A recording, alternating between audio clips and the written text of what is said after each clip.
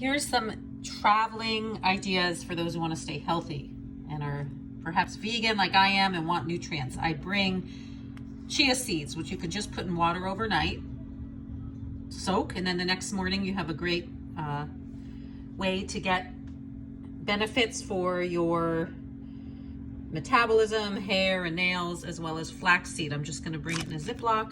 I'm going to bring vegan protein powder. This trip I'm going international, so I won't, but you can actually bring like mung beans and then just sprout them. You just soak them in water overnight if you'll stay somewhere for 2 or 3 days. You can do that with lentils and anything, and that way you have protein while you're on the road or traveling. You can do it with lentils. You just bring a few in bulk in a Ziploc and soak, and then 1 or 2 days later you have sprouts. But if you just want to keep it easy, if you're not staying in the same place more than a day, chia is good. You can drink the next morning.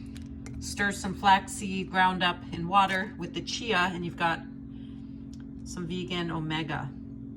Add vegan protein powder and shake it up with water, and there you go. You don't need a blender or anything. I'm actually also going to bring some green mix.